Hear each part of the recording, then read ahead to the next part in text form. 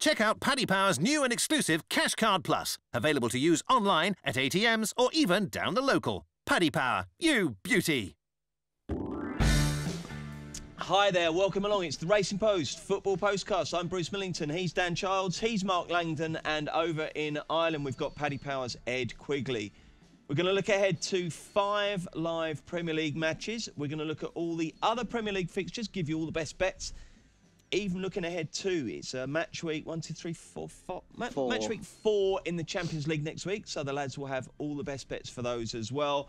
It's competition time, and we'll also have a little bit of a chat to start with about the anti-post scene. So have your pens and papers ready. Hopefully the guys have got plenty of decent winners for you. So then, chaps, let's talk about where the league, or where things might pan out, how the season might work out between now and May. And the team I really want to talk about first is Man City, because obviously they've been the dominant team so far, haven't they? Been absolutely outstanding.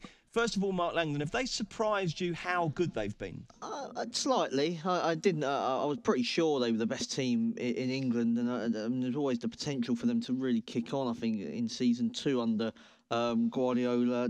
I'm surprised with how better they've been defensively, but that's probably just come down to their overall dominance of the ball. Really, they've but by attacking that they've defended very well. And I think Stones has definitely come on. Ederson, who he could have needed a bit of time to settle, just hasn't needed really that good, time. Isn't he? Yeah, I mean he's really improved them in the goalkeeping position. De Bruyne is playing out of his skin. Unbelievable to think he was 25-1. To win Player of the Season at the start, and he's found ways already with a couple of injuries. I mean, Aguero broke his rib, and they were brilliant at Chelsea with Delph at left back. I suppose the only thing you'd maybe say is, have they peaked a bit too soon? I mean, some teams, maybe Real Madrid, Bayern Munich, holding something back for the second half of the season, and you wonder how much better City can get. But at the moment, I'm looking around; they're probably playing the best stuff in Europe. And Dan, I mean, Mark touched upon it there. We have seen these Man City false dawns in the past, haven't we? I mean, last couple of years they've started fantastic and faded away. Does it feels different this time? I think it is different as well. In terms of the, whether they're going to fade at all. I mean, I just look at the way they play. They have so much of the ball that, I mean, are they actually having to work that hard during games anyway? A lot of the matches they play are pretty much over after the first half. So and then they're in cruise control. So I don't see them. I don't know, petering out really. Is there any particular injuries they could get that could really hamstring them? I wonder if, I mean, for instance, Fernandinho's doing a fantastic job as a holder. Who comes in there if he can't? De Bruyne as well. I mean, De Bruyne, they had a strong team out against Wolves the other night, but De Bruyne wasn't in the lineup, and it did affect the way they played. So I mean, that's a really big one. Yaya is probably the next holder, or Delph would maybe come in there, and not too shabby, are they? Danilo also used to playing midfield as well. I think that's why he bought him, because he fills in a number of positions. So. Okay, so we've talked about how good they are. Let's try and distill that and see if there's any value ways of getting with Man City. And Ed Quigley, I think you're pretty blown away by this mob, aren't you? How can we back Man City in a long-term sense to make a few quid, mate? Yeah, well, I suppose the biggest price that remains there at the minute is obviously for them to win the Champions League. I mean, they're 6-1 for that. I actually wouldn't turn anybody off that at the minute. Like, even if we go, the price they went off at home to Napoli was around 8-13. Like, to me, it felt very short. Now, Napoli are prioritising Serie A, but still, like, Napoli are rated very highly. I mean, at the weekend, they went off 1-2 at home to Inter themselves. So they're a very, very good team. And I mean, they did blow them away in the first half. They took their foot off the pedal in the second half a little bit, but yeah, I mean that's probably one way. As Mark said, they're playing some of the best stuff in all the European teams. And then if you want to back them in the multi-trophies market, then I mean for the quad, so that's to win the FA Cup, Carabao Cup, the Premier League, and the Champions League, you can back that at about 120-1 with ourselves as well. Could you justify a silly fiver on that, Mark? I think you probably could. I mean, obviously unprecedented, and somewhere along the line, fixture congestion does tend to sort of take its toll, I think. But if they get the Premier League wrapped up nice and early, they're already 5 points clear. I mean, I still think the Champions League, I mean, there's some really good sides that maybe haven't shown their hand yet, that City have got to face domestically. I suppose they were taken to pens by Wolves, weren't they, the other day? But I think domestically, the treble is on. What price is the treble, Ed? Well, it depends which treble you want, but the domestic treble. The domestic one. Okay, so that is, just bear with me 2 seconds. Okay. Yeah, so that'd be about 18 to 1 for the treble. I mean, I do like them to break the Chelsea Premier League goal scoring record to get over 103 goals. I mean, they haven't got to do that much, I don't think, really, to get that. And Ed, if you were having an anti-post bet on City now, which one would it be if you just did one?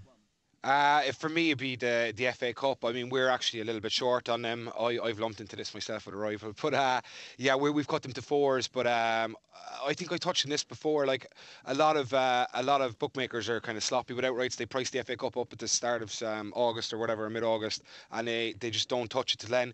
Like, if you look at the fact that when they played Chelsea at the Bridge, like they were shorter at half time than they were the price they actually went off, and they were Aguero-less there as well.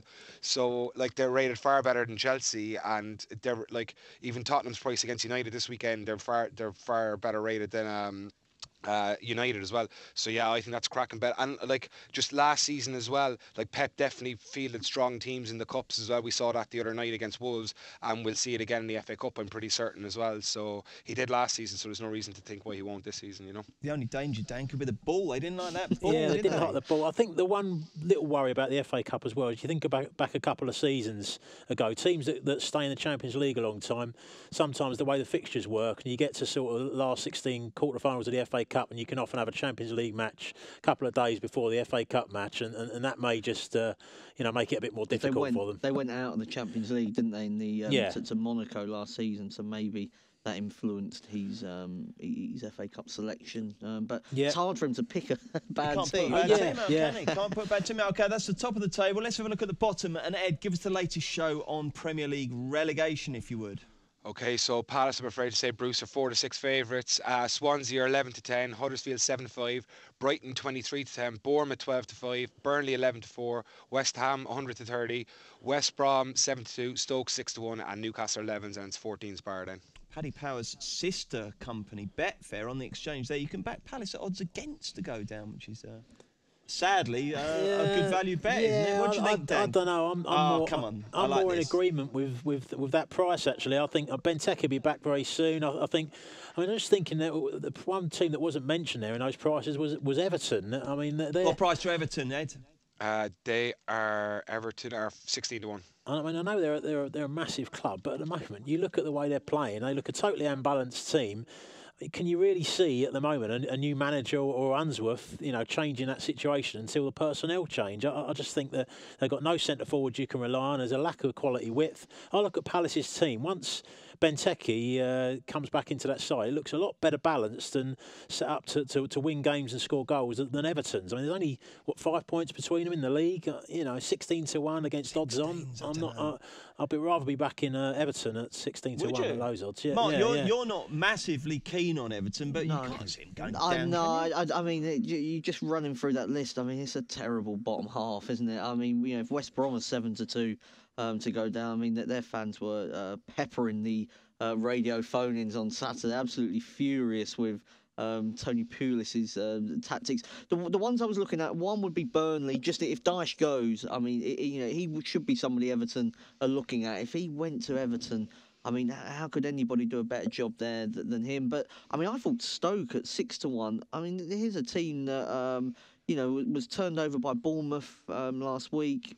Didn't seem to be rated that much higher. If you look at the match markets, I thought they were very lucky when they beat Southampton. They were beaten at Newcastle.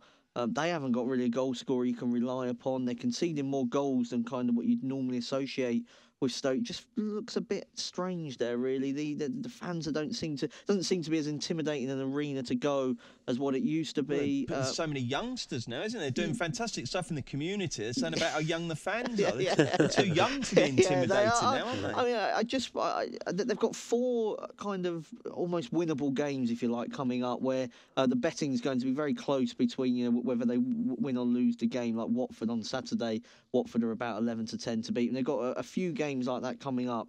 I mean, I just don't fancy him to win any of those games at the moment. So they were at 6-1. I mean, they're already in a bit of trouble. They spent nearly half the season in the bottom three last season. I don't really see them gotten any better. Okay, so Dan likes Everton at 16-1. Mark likes Stoke at 6-1. Ed Quigley, have you got a relegation fancy? Yeah, I really agree with Mark on the Burnley thing at 11-4 there. I can't understand how Dyche wasn't approached by Leicester. They've obviously gone with Puel, but I'd be shocked if Everton don't go for him. I think he's a quality manager, and he deserves a shot at that level of club. I reckon. So if that is to occur and he's 130 with ourselves for the next to be appointed next Everton manager, I would smash Burnley up because he'd be a huge loss. Now what I'd anticipate would occur there though, if they do lose Dyche, is that they'd probably go for someone like Chris Wilder down in Sheffield United or something like that. Boy, hands off him. I'm on them at 40-1. He's staying. That's a good shout, yeah. But that's what I just if that happens. Yeah, he's obviously I think he's cracking manager as well. But yeah, Dyche would be a major blow to Burnley should he leave. He certainly would, wouldn't he? Okay, now then, lads. Any other divisions? Let's look at any division, any league, non-league, Europe, whatever you like. Give me one team that you think has still a bit of value on the anti-posts. Dan Childs. I mean, obviously, I look at the Championship at the start of the season. I mean, I didn't actually put them up, but I can't see.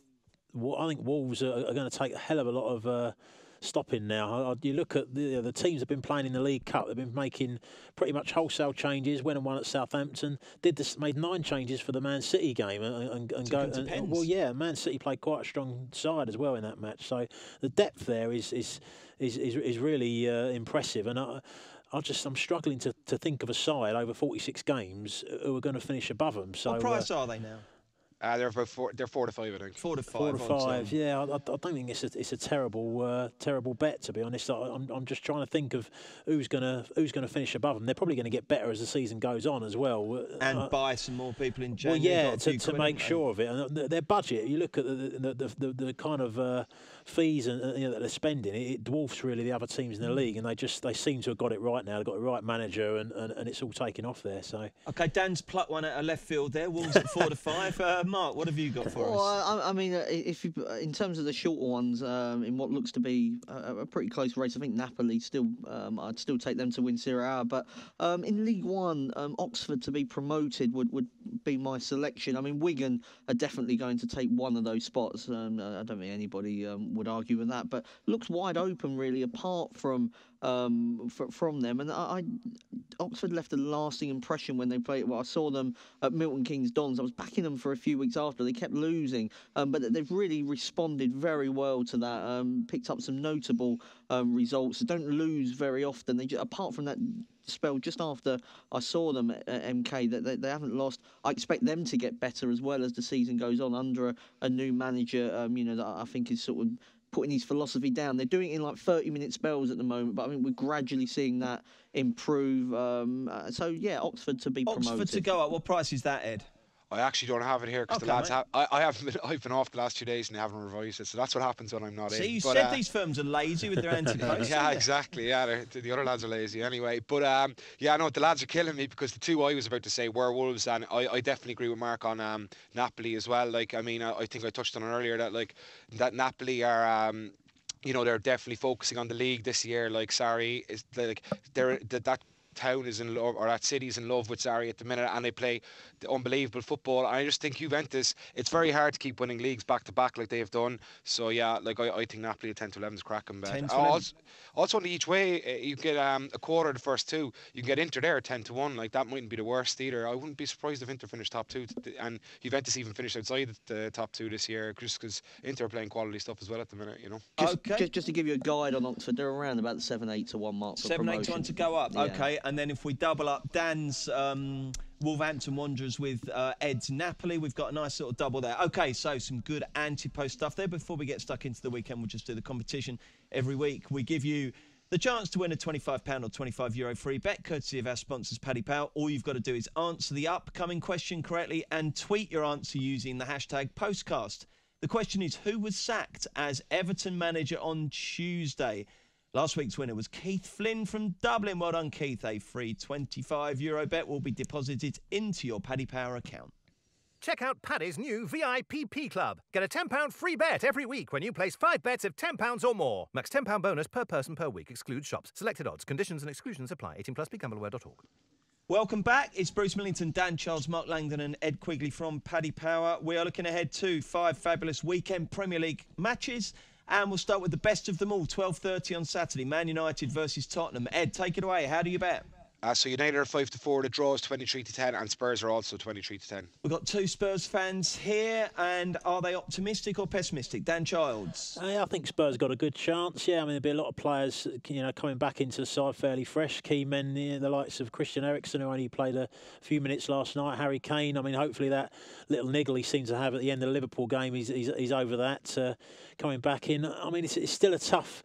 The way that Man United play under Mourinho, they're a tough team to beat sometimes in these big games. So I'm not so sure there's going to be a lot of goals here, really. I look at Mourinho. I've just looked at Mourinho's record against the Big Six, and 8 of those 11 games, the league games against the Big Six, have been under 2.5 goals. So it doesn't suggest it's going to be a lot of goals. The average goals in those games 1.73 per game. So well under. Yeah, well under. I just Spurs as well away to the big teams. I mean, since they had that win against Manchester City 2 seasons ago, the 2-1 there, they've not won away to a Big Six side since. So again, if you're going to plump for Spurs at that price, you are railing against kind of recent history, really. What's the bet then? I think looking at the goals count, yeah, I mean it's unders. I think it's about 8 to 11 is not a bad bet. Who's doing it for the paper out of you two? Who's doing the preview? Has Phil named his team yet for the weekend? No.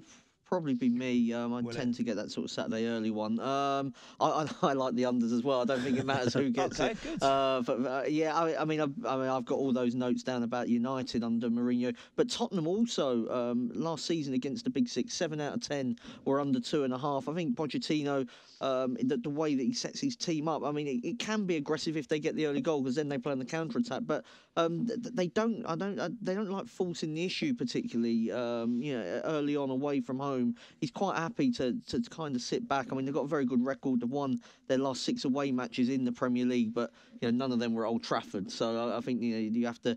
It's one thing winning at Leicester and Hull and Huddersfield, quite another going to United, who are undefeated in a long time at home. I think it's going to be low scoring. I think it could be a draw as well, which are just playing to the hands of Manchester City. But yeah, under 2.5 for me. They were very pessimistic last week, Ed, and I told them not to worry. I said they'd blow Liverpool away, and Tottenham will win this. Believe me, they're just better than Man United. Boring, horrible Man United. They're moderate. Tottenham will finish second in the league, and they'll win this one 2-0. Ed, what's your verdict? I'm going to go the opposite direction. But anyway, there's doubts over Rashford and Herrera after the midweek cup game.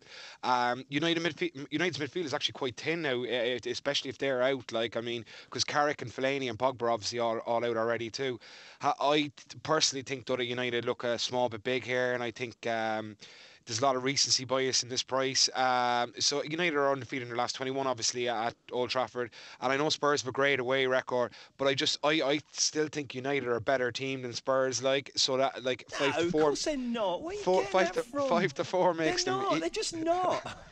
I don't know. I think they are, and I just think with a home advantage, 5-4 feels big for me. I would have had this closer to evens myself. I think it's interesting if you have a look at the points expectation. United ever so slightly ahead of Tottenham in that market on the spreads, but that does factor in, when Pogba's back, and I think Pogba is a big. United's fluency in midfield hasn't been there. Well, I think Tottenham have missed. I know Harry Winks has come in and done well, but I think they've missed Wanyama and Dembele. Yeah. He's back now. I honestly, I think Tottenham are a much better side. I really do. But anyway, I don't make prices or tip football teams for a living anymore. So I'll leave it up to you experts. So we've got 2 for the unders and 1 for Man United. Okay, lads, the 5:30 game is Bournemouth versus Chelsea. And Chelsea, odds on here, Ed, I should expect. Yeah, so Bournemouth are 9-2, the draw is 16-5, and Chelsea are 4-7. Righty-ho, Mark, you go first. I'm going to take a chance on Bournemouth just because I don't want to be backing Chelsea at that price, really. Away from home. Had Watford taken their chances we just probably spent all week talking about Chelsea in crisis because they were horrendous for a large part of that game against Watford. Could have been 4-1 down or whatever. I mean, Watford were very good, but I mean Chelsea were and Conte on the sideline didn't seem to know what to do next at one stage, and eventually the guy that he really doesn't rate in Batshuayi, that's got the excellent minutes per goal record, got him out of a bit of trouble, and that there was a defensive error in there as well. But I mean, this follows on from a team that's already lost to Crystal Palace and Burnley. I thought they were outplayed for spells by Watford and against Arsenal. Roma battered them in that 3-3.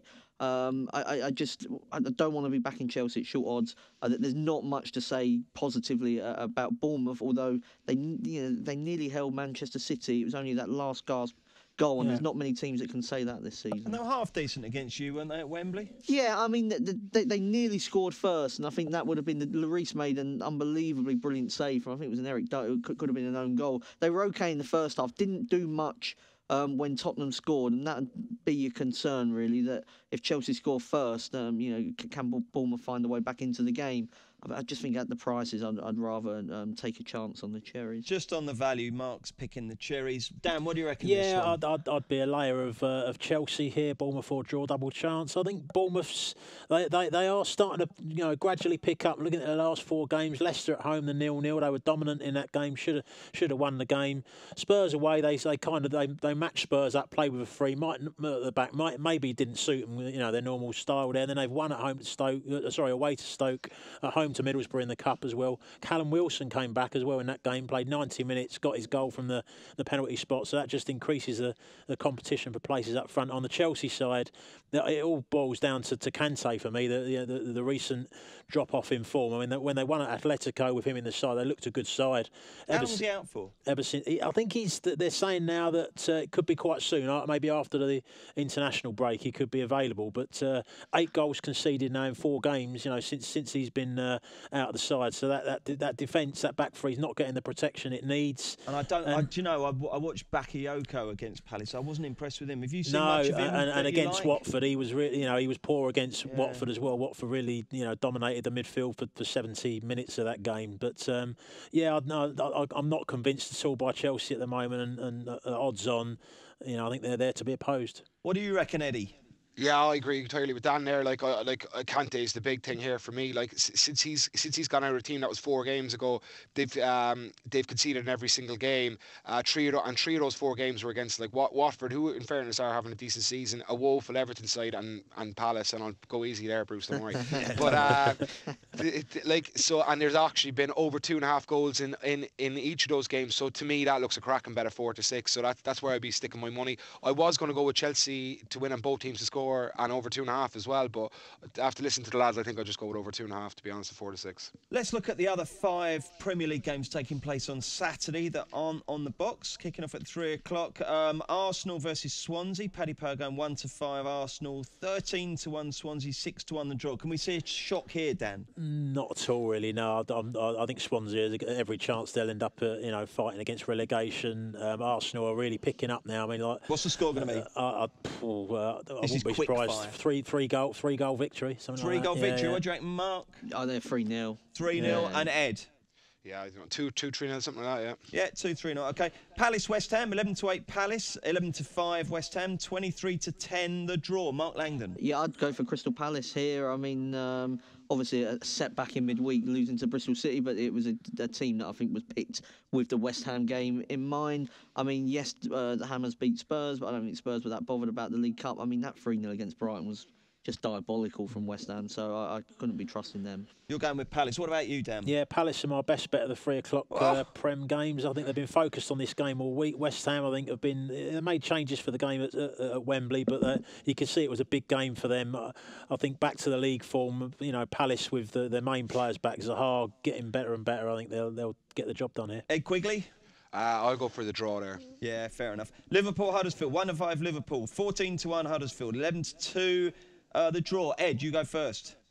I'd say you'd expect Liverpool to win this game. Obviously, they're 1-5. The only thing is Liverpool struggle to break down these kind of teams historically. So I'd nearly give Huddersfield a squeak, so I'd probably go with the draw there, 11-2. Mark? Liverpool and both teams to score. Of course, this is Klopp against Wagner, best friends. I don't think Huddersfield will sit back like some of the other teams, and that could be their downfall, actually. Dan? I think Liverpool a bit too short here. Maybe Liverpool to win by a single goal. OK, and then we've got Watford versus Stoke. Watford are evens. Stoke are 11-4, 12-5 the draw. Dan? I think Watford, but there is a worry about with Pereira being out. They have looked a better side since he's come back into the side, but Watford because Stoke are poor. Lango? Yeah, Watford were my best bet at the 3 o'clockers. Maybe Richarlison to score. I mean, he's such a threat off that left-hand side. Ed? Yeah, Watford as well for me. And West Brom versus Man City, 11-1 West Brom, 5-1 the draw, 1-4 City. Mark Langdon, what's going to happen here? This goes to show how good Man City are. You know, this is Real Madrid, Barcelona territory. I saw the League Cup game and West Brom sort of needed their own ball in the first half. But they did come into it in the second half. So I'm looking maybe Man City to win and both teams to score. I think a set piece. This could be higher scoring, actually, than maybe what we're anticipating. Over 3.5 goals gives you City the opportunity to absolutely run riot and maybe West Brom to grab a consolation. Ed, what happens here? I'll go for the draw at 5-1, just because City had, I suppose, they had 120 minutes during the week, and I just think the 1-4 seems very short limit for a team away in the Premier League. So 5-1 draw for me. Daniel? No, pretty much everything that Mark said. I think West Brom will cause the odd set piece threat for City, but City are going to run right at the other end. So City to win and both teams to score. Let's get the naps. This will not be beaten. I'm going first. Watford at even money to beat Stoke. What a great price that is. Dan Childs. I'm going to go for Middlesbrough away to Reading in the Championship. They're probably expected to do better than they have so far, but they're unbeaten in 5 away in the league. Reading are nothing like the team that got to the playoff final, missing Kermorgan up front. Mark? I'm going for a team we've already mentioned. That's Wolves at QPR. They've won at Derby, Hull, Southampton, Nottingham Forest, Burton. The only loss away from home came against Sheffield United when they had the man sent off really early. They made a load of changes against Man City in the Cup, so extra time shouldn't be a problem. QPR have done okay at home, but a couple of their defeats were to Brentford and Fulham, good footballing teams, and they can't even match Wolves for good football. I think this is a good opportunity for Wolves to get another 3 points with the likes of Jota back. Ed Quigley, what's your nap? Luton to beat Coventry at evens. Coventry's away form's pretty average. They've only won 2 of 7 away. Luton have only played 5 at Kenilworth. They've won 4 of them. They had an off day against Swindon admittedly, but in their last 4 home fixtures, they've scored 13 goals and only conceded 2. They drew a blank last weekend against Crawley away, but I expect Barry, Collins and Hilton to all be on the score sheet again. Yeah, so Luton at evens for me is far too big. OK, so Ed's gone for Luton at evens. Dan's gone for Middlesbrough at 11-8, and Mark has gone for Wolves at 11-10. If you want the treble, that's pretty tasty. If you're really mad, you can also add my nap, which is Watford at even money. Check out Paddy's new VIPP Club. Get a £10 free bet every week when you place 5 bets of £10 or more. Max £10 bonus per person per week. Excludes shops. Selected odds. Conditions and exclusions apply. 18+. BeGambleAware.org. Let's look ahead to Sunday's 2 live Premier League games, and then we've got a Monday night football special as well, which is good news. 1:30, Brighton versus Southampton. Cannot think how the media will be billing this one. Brighton with a great win against West Ham last time. Southampton, a little bit of a morale booster with their most recent performance. So, how do we bet here, Ed Quigley? Yeah, so Brighton are 9-4, the draw is 21-10, and Southampton are 7-5. Ed, you can go first. Yeah, it's a tough game to call. I mean, Brighton's home form has been pretty impressive. They've won 2, drawn 1 and lost 1, and that admittedly was the City on the opening weekend of the Premier League. And then Southampton's away form is 1-1, drawn 1, lost 1. Look, 2 out of their 3 games has been under 2.5 away from home as well. They've changed formation in the last 2 games. I've noticed Southampton, they're playing with obviously Gabbiadini and Shane Long up top, and that is giving them more of an attacking threat. Now it's also leaving them a little bit more open. But I thought they actually hammered West Brom last weekend, and West Brom were lucky to only get away with a 1-0 loss. The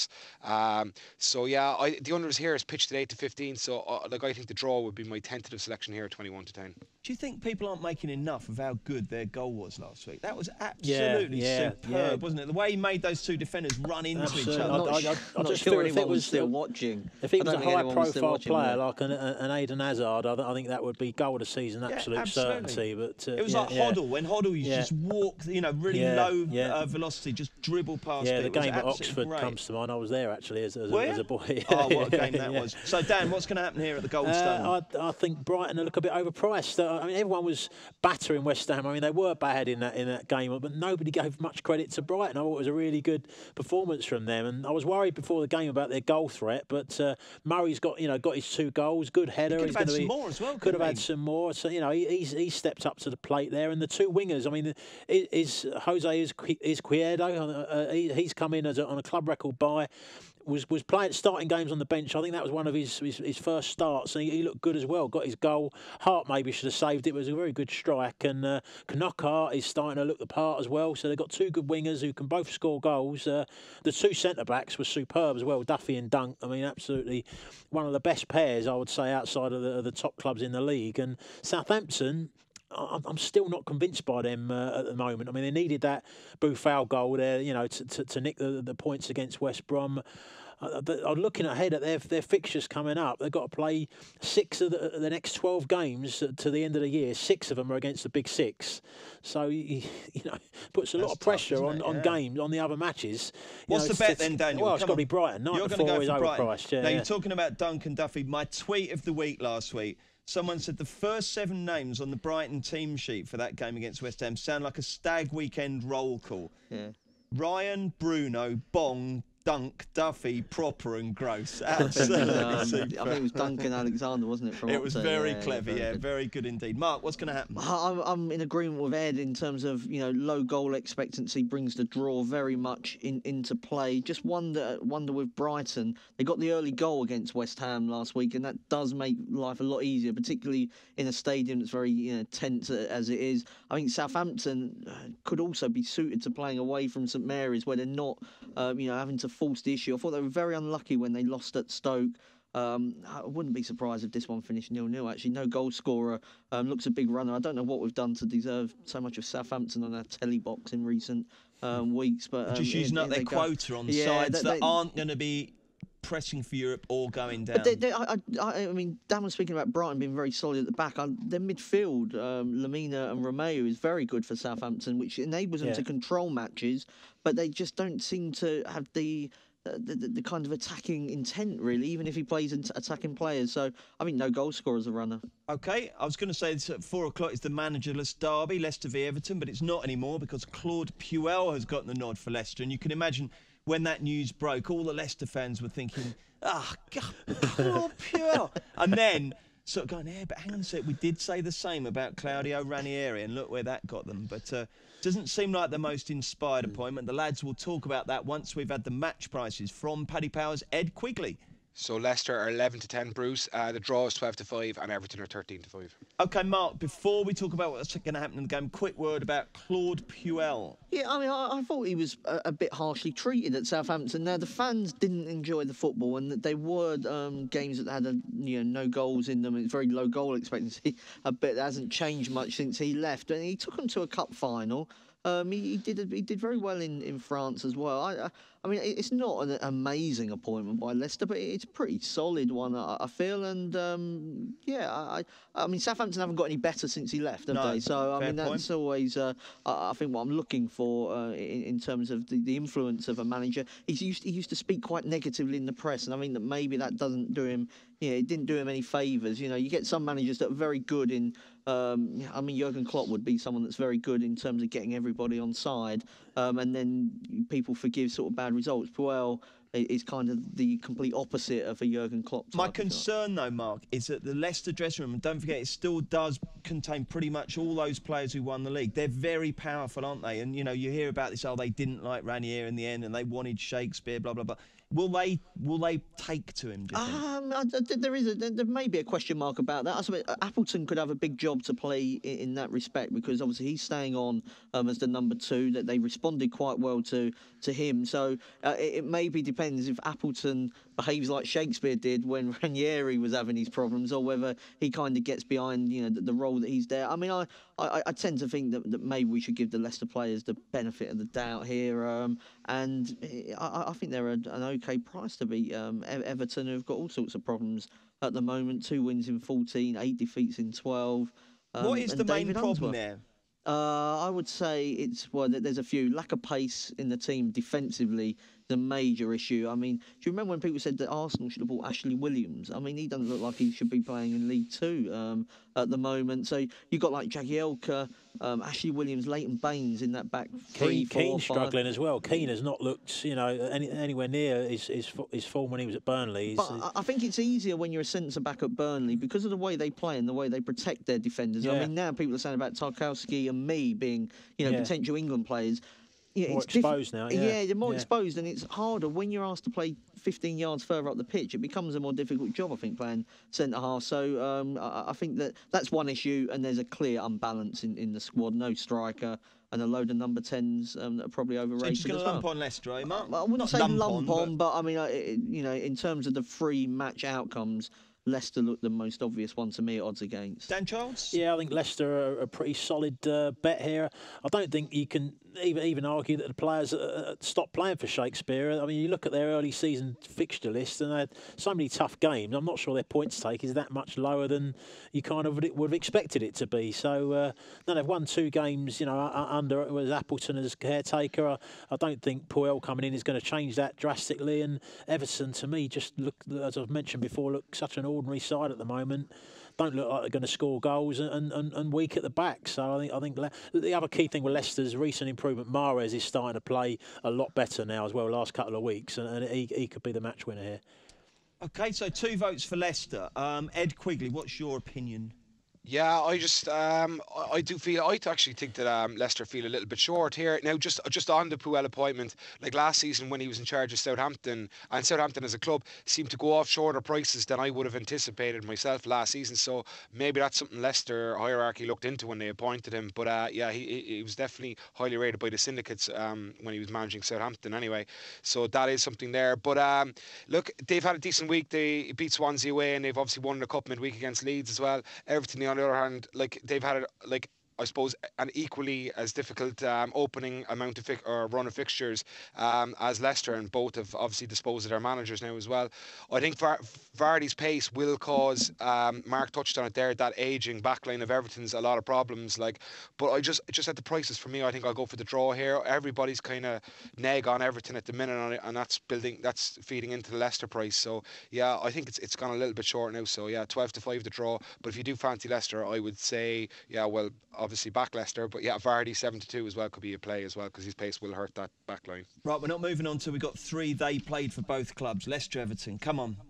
Oh, Gary Lineker. Who else have we got? Must have a few more. Come on. Tony Cottee played for Tony both? Cottee, that's a very good one. Did Paul Kitson play for Everton? Don't think so. No. Oh, well, we will move on. Right, Monday night, 8 o'clock, Burnley versus Newcastle. So Burnley hanging on at the moment. Sean Dyche. Newcastle have got Rafa, so 2 fine managers. And it's going to be a pretty close scrap, I should imagine, both in terms of betting and on the field. What's the latest prices? Yes, so Burnley are 15-8, the draw is 11-5, and Newcastle are 13-8. Okay, Newcastle just about favs. Mark, no, we'll start with you, Dan. Sorry, is that just about right? Not quite. No, I would make Burnley slight favourites here. I mean, I do think that they're going to slowly drop down the table as the season goes on. But you have to respect the fact that they've played 4 of the big 6. So far this season, they've only had 2 defeats. I mean, they put up pretty good resistance against Man City for a decent part of the game last week. The flip side, looking at Newcastle, they have lost, away to Huddersfield and away to Brighton, 2 of the newly promoted teams at the moment. So, I'm not totally convinced by Newcastle at the moment. I just think it's a tight game. Home advantage for Burnley. I think, maybe they don't deserve to be the outsiders here. So just about a little bit. I also thought Newcastle were, the Palace game, they're at home to Palace.